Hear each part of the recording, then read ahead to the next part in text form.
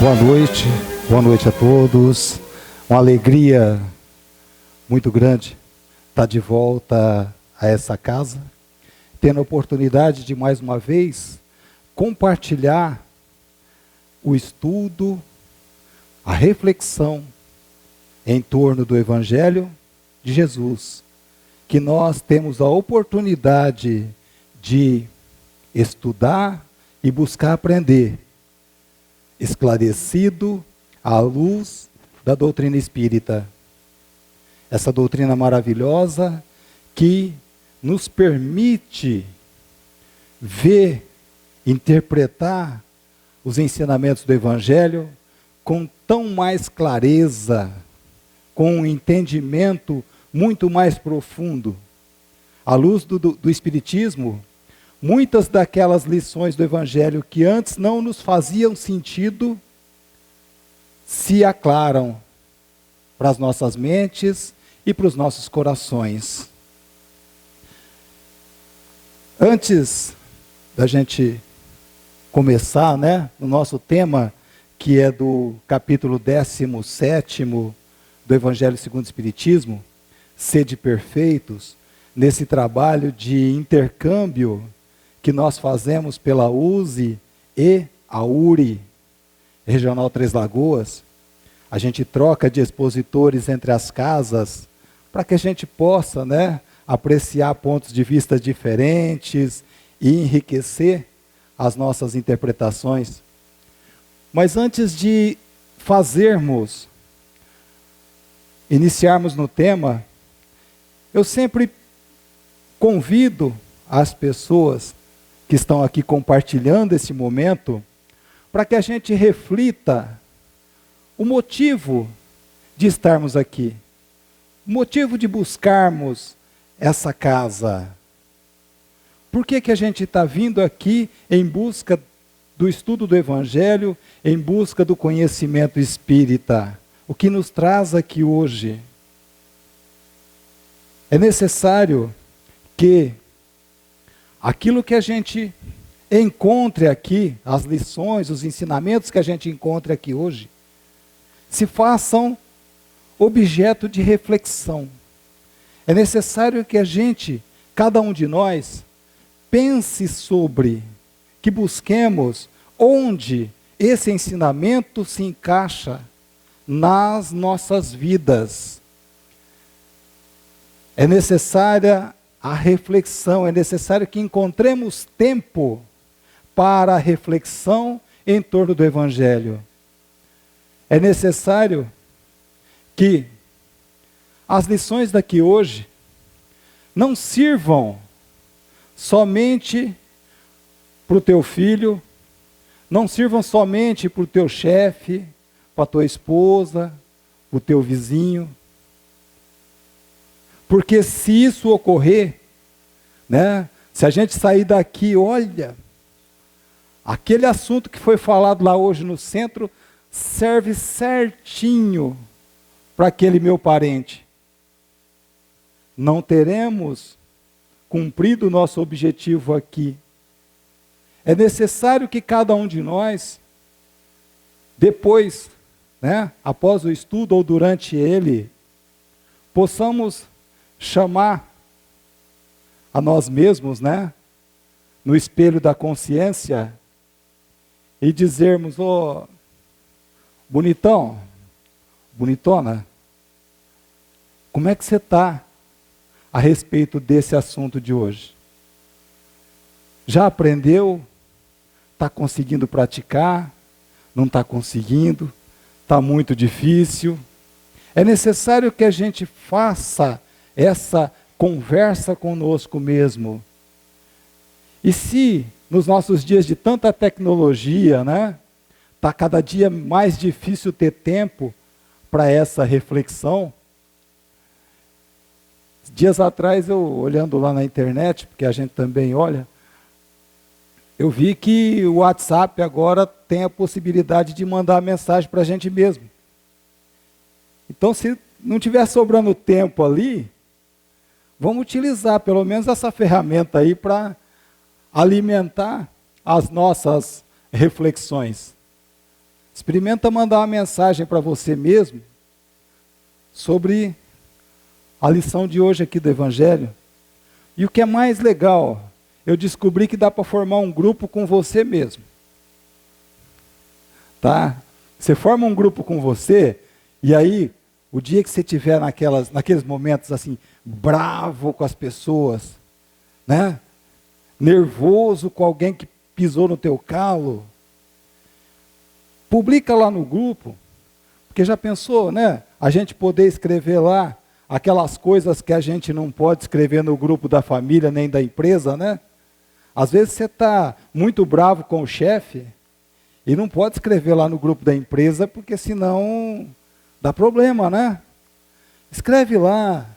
Daqui uma semana dá uma olhadinha lá para ver se você ainda está pensando a mesma coisa, se você já conseguiu acalmar, serenar o ânimo, né? E aí eu digo para vocês que se eu sair daqui hoje, e nós, todos aqui reunidos nessa reflexão, tivermos uma pedrinha no sapato, ou uma pulguinha atrás da orelha, o nosso objetivo já vai estar alcançado. Porque é necessário que o Evangelho não seja para nós tão somente um apanhado de belas palavras e belas lições. É necessário que o Evangelho nos incomode, que ele seja, em partindo, né, de ser objeto das nossas reflexões, que ele seja o móvel, o impulso para a nossa transformação. Que essas lições possam nos gerar incômodo, que nos ponha no caminho, que nos ponha em marcha para a reforma de sentimentos, de pensamentos e de ações que tanto nós necessitamos fazer.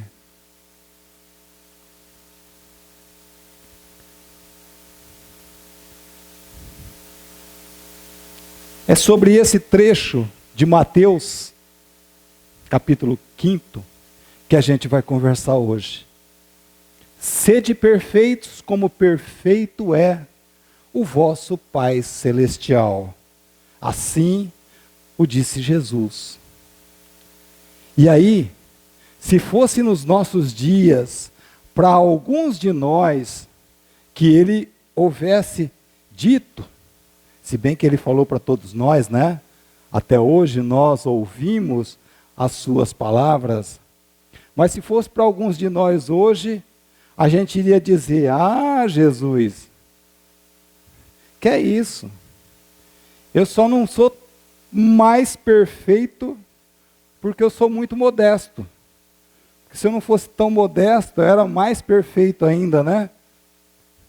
Talvez não diríamos, mas nas nossas atitudes do dia a dia, é assim que a gente age. Temos sempre razão, os outros estão sempre errados, as lições do Evangelho servem só para corrigir o vizinho, não serve para corrigir a gente, né? Muitas vezes temos a presunção de sermos perfeitos. E o Evangelho traz muitas dessas recomendações com esse verbo, né? Eu nunca fui muito bom de português, mas o sede, né, é o verbo no imperativo. E o verbo no imperativo, como está aqui, ó, sede, pois, misericordiosos, como também vosso Pai é misericordioso, a gente encontra em outro trecho da Bíblia. Ou, sede cumpridores da palavra, e não somente ouvintes. Em outros tantos trechos do Evangelho, a gente encontra essa forma de Jesus se dirigir a nós. E lá, voltando à aula de português, a gente aprendeu que o imperativo usa-se normalmente para se dar uma ordem, né? Mas também para uma recomendação e um convite. Que no caso de Jesus, seguramente é um convite para que busquemos ser diferentes. Jesus nunca impôs alguma de suas recomendações a quem quer que seja. Ele sempre convidou e nos convida até hoje, respeitando o nosso livre-arbítrio. Nós temos a liberdade de aceitarmos esse convite, essa recomendação ou não. Já está próximo o fim de todas as coisas, portanto, sede sóbrios e vigiai, diz ele em outro trecho. Sede vós perfeitos, como o vosso Pai é perfeito. E aí, quando a gente vai refletir a respeito dessa recomendação, a gente se pergunta, será possível a criatura ser tão perfeita quanto o Criador? Será possível para nós pretendermos ser tão perfeitos quanto Deus? Seguramente não somos tão pouco humildes para achar que seremos, que atingiremos em curto espaço de tempo a perfeição absoluta. Se fôssemos perfeitos como Deus, haveriam 2 deuses.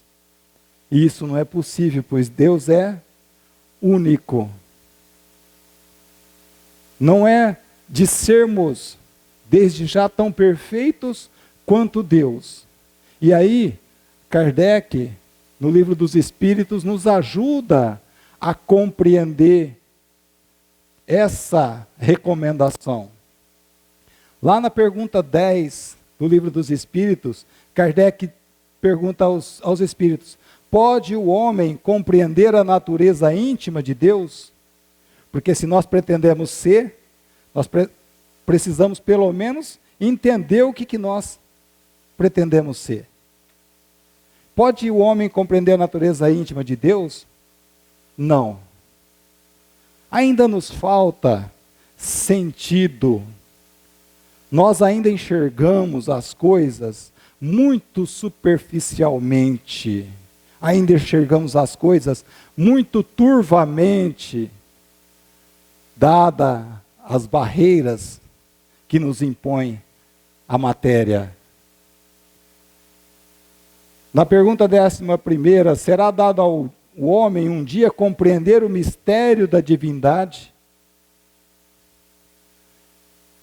Quando não mais tiver o espírito obscurecido pela matéria, quando pela sua perfeição se houver aproximado de Deus, o homem o verá e o compreenderá.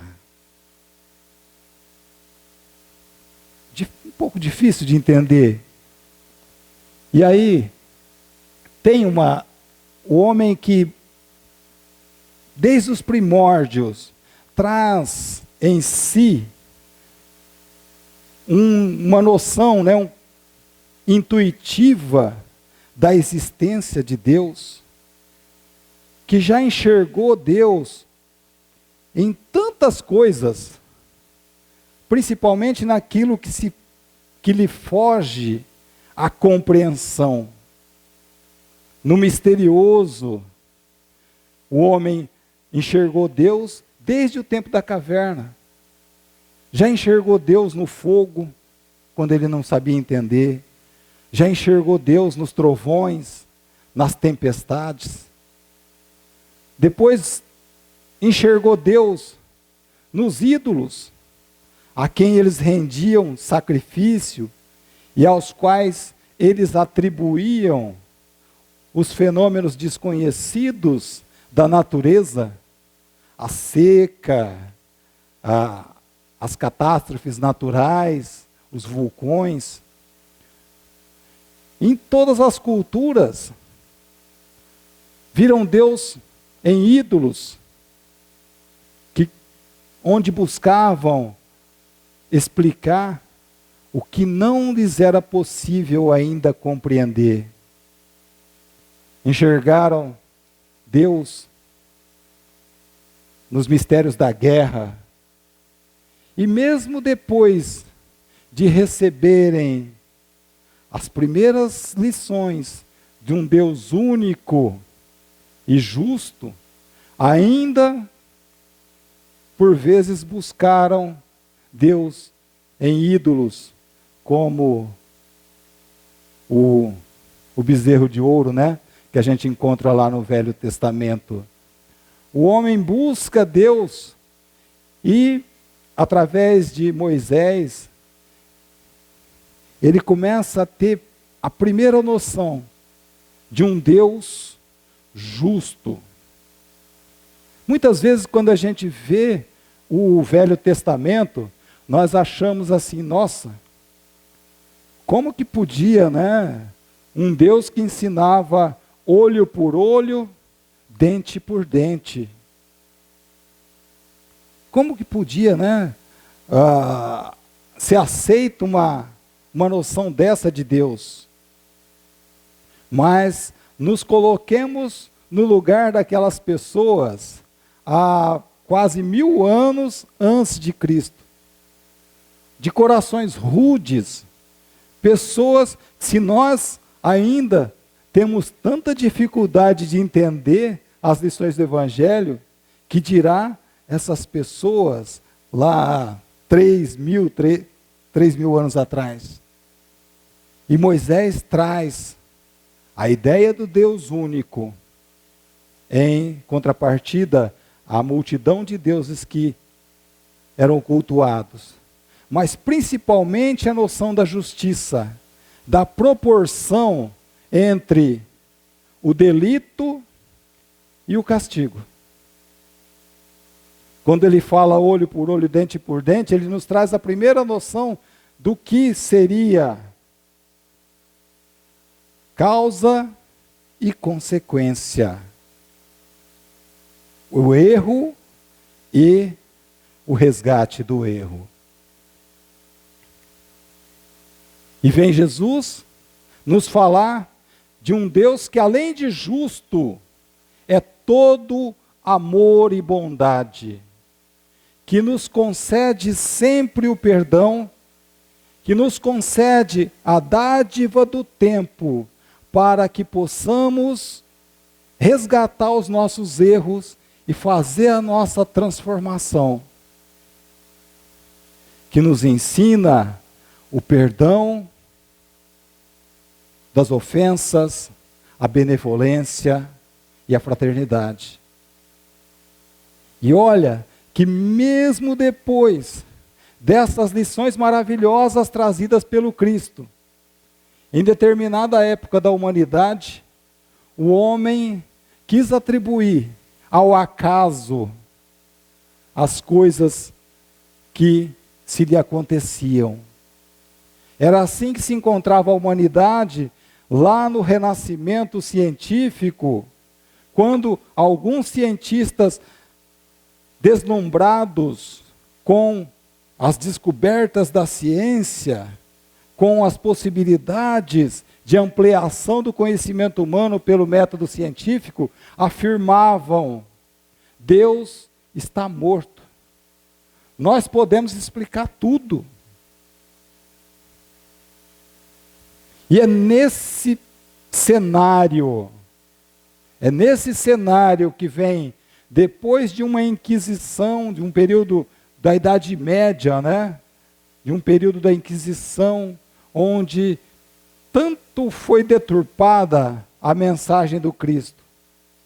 Vem esse outro momento onde a ciência é colocada acima do Evangelho. E é nesse cenário que nós recebemos a revelação, a terceira revelação, que é a doutrina espírita, que hoje nos ajuda a compreendermos a nos aproximarmos um pouco mais de Deus, a entendermos que as nossas vidas e que tudo aquilo que acontece para nós não são obras do acaso. Ainda estamos muito, muito longe de compreender Deus. Como diz o Chico, nesse trechinho aqui, estamos no presente, mais distantes da perfeição do que o verme está da estrela. Ou seja, não vamos atingir um estágio de perfeição nas próximas 2.150 encarnações. Não estaremos perfeitos, mas temos a obrigação de estarmos mais próximos da perfeição do Pai. Pois que somos filhos de Deus, criados e destinados para a luz. Todos nós temos como destino a iluminação. Estamos ainda muito longe, mas temos a possibilidade de conhecê-lo. Tem uma historinha que eu acho que vocês conhecem, né, de um menininho que chegou para o pai e disse: pai, que tamanho que é Deus? Aí o pai falou: agora pegou, né? Como que eu vou explicar? Aí ele teve um insight, né, uma luz, e falou: filho, olha lá para cima, tá vendo aquele avião? O que você acha? Ele é grande ou é pequeno? E a criança falou: olha, é bem pequeno, né, pai? Eu quase nem estou enxergando. Passada uma semana, ele pegou o filho e levou até o aeroporto. E lá, ele mostrou bem de pertinho um avião. E aí, filho, o que você acha desse avião aqui? É grande ou é pequeno? E o filho falou: nossa, é grande, hein? Que grandão. Olha quanta gente que cabe lá dentro, está saindo lá de dentro dele. Então, filho, Deus parece com esse avião. Só quando você está perto dele é que você percebe quanto ele é grande. Por estarmos tão distantes e permanecermos tão distantes de Deus, nós desprezamos, nós deixamos de perceber quão grande Ele é nas nossas vidas, a importância que Ele tem nas nossas vidas. Tudo que Ele proporciona de bom para todos nós. É necessário que a gente dê esses passos e busquemos conhecer melhor, nos aproximarmos de Deus. Se não somos capazes de entender e de compreender essa perfeição, temos a obrigação de entender pelo menos algumas das suas perfeições. Já somos capazes de compreender, de conhecer algumas das perfeições de Deus. É assim que nos ensinam os Espíritos na pergunta número 12 do Livro dos Espíritos. O Livro dos Espíritos que nos ensina então que Deus é eterno, que não tem começo e não tem fim, que Ele é imutável, imaterial, que Ele é único, onipotente, e diríamos onisciente, onipresente, mas que ainda são noções um tanto difíceis para nós, né? O imaterial, para nós que somos tão apegados às sensações da matéria, ainda é um pouco difícil para nós concebermos.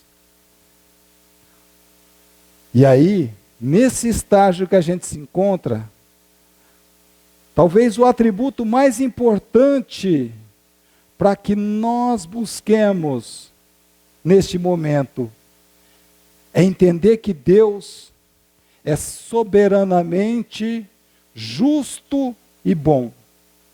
Essa é a principal lição, a principal perfeição de Deus, à qual a doutrina espírita nos aproxima. Compreendermos que Deus é infinitamente justo e bom, que tudo que nos acontece tem uma razão de ser, que tudo que nos acontece é para o nosso bem e por nosso crescimento. Esse é o passo mais importante que a doutrina espírita nos ajuda a dar em direção a Deus. Ainda que a princípio não seja pelo entendimento das nossas inteligências, mas podemos sentir a presença de Deus em nossas vidas. Nós não somos capazes, às vezes, de explicar o ar, a composição de gases, né, que compõe o ar que respiramos. Mas podemos sentir a brisa. Podemos não saber explicar os fenômenos físicos e químicos que ocorrem no Sol, mas somos capazes de sentir o seu calor. Somos capazes de sentir o perfume das flores. E desse aprender a sentir, nós vamos compreendendo melhor essa grandeza de Deus em todas as partes, em todas as pessoas, em todas as criaturas, pois que o Criador permeia tudo que Ele criou. Contudo, muitas vezes nós olhamos e vemos que estamos tão distantes e nos desanimamos. Gente, está muito longe, vai ser difícil entender isso aí. Eu ando só pisando na bola, eu ando só ficando bravo com todo mundo, eu ando desanimado. Vai ser difícil chegar nessa compreensão aí. E aí, mais uma vez, o Emmanuel nos traz uma recomendação. Que esse apelo não seja, que não produza a nossa aflição, porque temos que entender que estamos num processo de evolução. Não adianta pensar que nós vamos colher antes de plantar. É possível começar a construção da casa pelo telhado? É isso que às vezes a gente quer. A gente já quer a felicidade, a serenidade, o equilíbrio de conhecer Deus, sem passarmos pelo esforço da construção. Não dá para começar a erguer a casa pelo telhado. É necessário que façamos as paredes com humildade e resignação. Que a gente comece a caminhada. Com certeza, os navegadores antigos que se guiavam pelas estrelas não pretendiam chegar a uma delas com suas caravelas e seus barcos antigos. Contudo, seguiam na sua direção, porque sabiam que a estrela era a guia para o seu destino. Façamos assim também com Deus, com o ensinamento que o Evangelho nos traz. Ainda que estejamos longe de atingi-lo, ainda que constantemente a gente caia e tenha que levantar novamente, que nos mantenhamos firmes na direção da luz.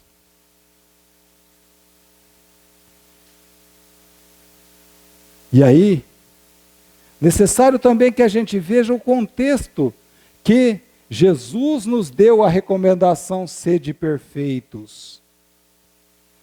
Um pouquinho atrás, ele fala: amai os vossos inimigos, fazei o bem aos que vos odeiam, orai pelos que perseguem e caluniam. Por que ele quis nos dizer isso? Porque ele sabia exatamente que nós não teríamos ainda profundidade para entender aquela recomendação: sede perfeitos. E ele nos ensina, ele nos esclarece como a gente pode buscar essa perfeição, que é, se não por outro caminho, que a caridade. A prática da caridade é para nós todos o caminho que nos leva à perfeição, a nos aproximarmos da perfeição de Deus. Porque se conseguirmos praticar a caridade, para praticarmos a caridade, é necessário que a gente pratique toda uma série de outras virtudes. E que a gente vença um monte de defeitos que a gente ainda tem. E não são poucos. Porque o egoísta pratica a caridade? Não. Porque ele vai sempre achar que a necessidade dele é mais importante do que a necessidade do outro. O vaidoso pratica a caridade? Não. Porque ele vai sempre querer alguma coisa para ele, né? E assim, o avarento, assim. Então, se nós temos qualquer um desses defeitos ainda, e não os substituímos pelas virtudes, nós vamos estar longe da perfeição. Não seremos capazes de praticar a caridade, que é o caminho mais seguro para nos aproximarmos. Essa caridade que se converte em virtude de tantas práticas que nós podemos incorporar, de sermos caridosos, trabalhadores, modestos, que nos afasta dos vícios, que impedem que possamos conhecer melhor a Deus e a sua infinita perfeição.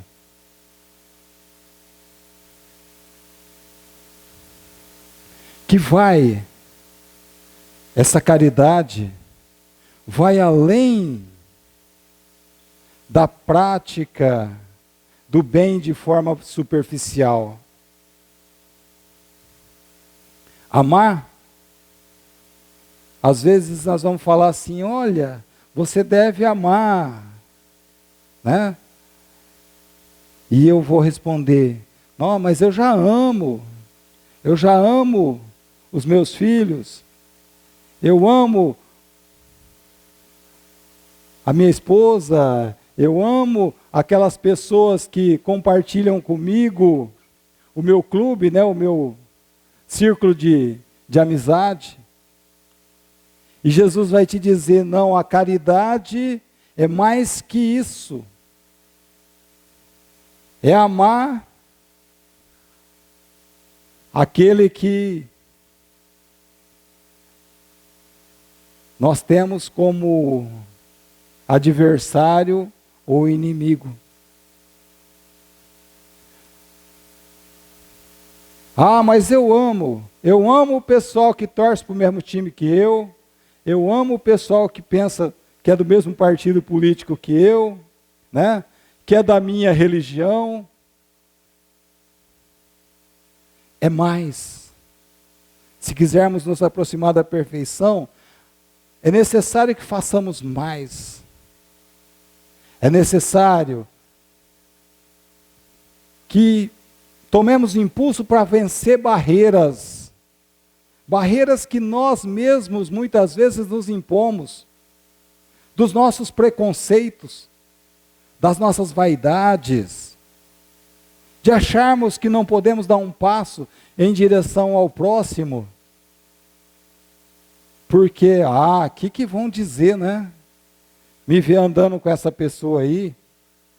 Ou de darmos um passo para perdoar alguém que nos ofendeu, porque aqui dentro a gente pensa assim: nossa, vão me chamar de trouxa, vão me chamar de mole, né, se eu perdoar aquela pessoa. É necessário que vençamos essas barreiras, que removamos outras tantas barreiras e obstáculos que nós nos impomos pelo nosso egoísmo.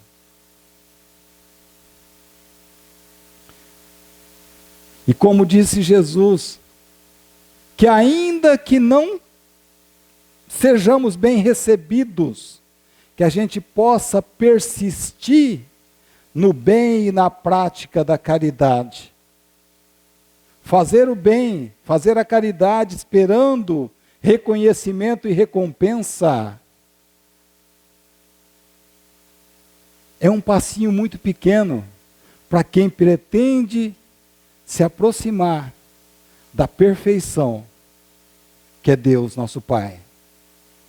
Que mesmo que encontremos barreiras, que a gente continue desejando o bem do próximo, que a gente continue trabalhando pelo bem do próximo, que a gente encontre disposição para assumir de verdade essa caminhada, essa busca do Evangelho do Cristo.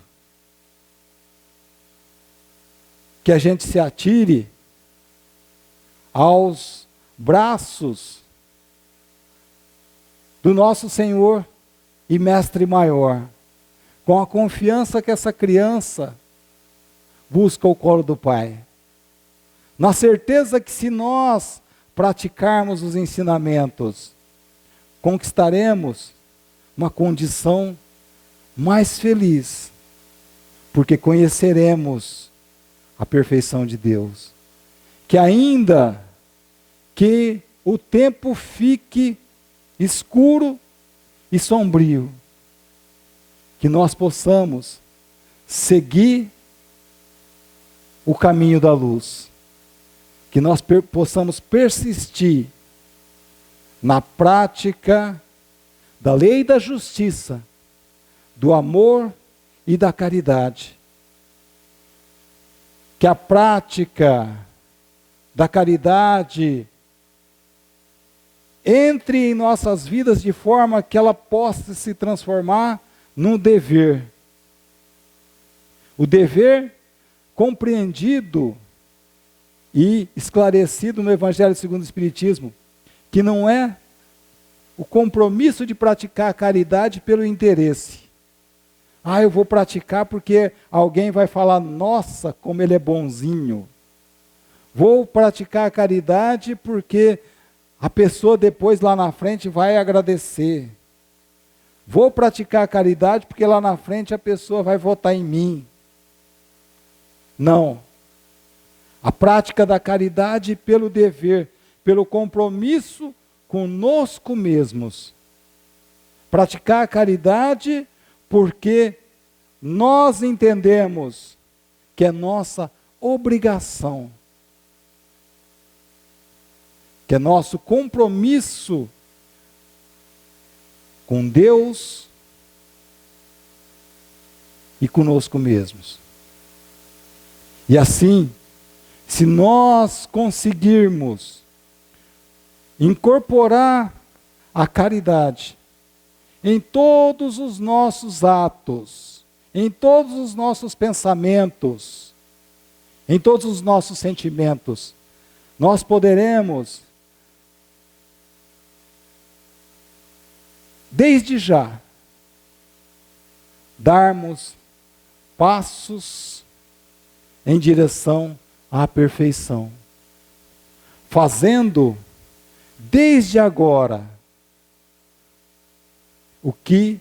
o melhor que nos seja possível. Para terminar, no Evangelho, todos conhecem a lição do óbolo da viúva, né? Enquanto os ricos iam lá no gasofilácio e deixavam vultosas quantias de moeda em doação, uma viúva foi lá e deixou 2 moedinhas. E Jesus disse àqueles que o acompanhavam, ela tem mais mérito, porque ela deu tudo o que tinha. Ela doou o que lhe faria falta. E aí, nós podemos transpor essa lição para nós, para os nossos bens, para os nossos dons espirituais. Ainda temos poucas virtudes do ponto de vista espiritual. Talvez não tenhamos tanto amor, tanta paciência, tantas palavras bonitas para doar, mas desde já temos a obrigação de doarmos de coração aquilo que nós possuímos. Não devemos esperar, quando eu ficar santo, quando eu virar santo, aí eu vou começar a praticar caridade. Não. Faça o que é possível. Na nossa pobreza espiritual, doemos o que nos é possível, aquilo que nós temos. Se eu tenho um sorriso, doe um sorriso. Se eu tenho uma palavra amiga, não precisa ser palavras bonitas, mas cheias de sentimento, para chegar num irmão necessitado que sofre e dizer, vamos lá, força, vai passar, tudo passa. Que possamos, desde já, doar aquilo que nós possuímos, o que de melhor nós tenhamos em nós, e assim nos fazermos merecedores de galgarmos mais e mais passos, mais e mais degraus, rumo à perfeição. Que Jesus nos ampare, nos abençoe, continue nos guiando. E que nós possamos seguir nessa jornada, firmes e com alegria em nossos corações. Muito obrigado a todos pela paciência. Obrigado por podermos compartilhar aqui essa reflexão. Que Jesus esteja conosco, hoje e sempre. E que Ele possa nos fazer verdadeiros cristãos, para que façamos em nossas vidas sempre a sua vontade. Que assim seja. Muita, muita paz a todos.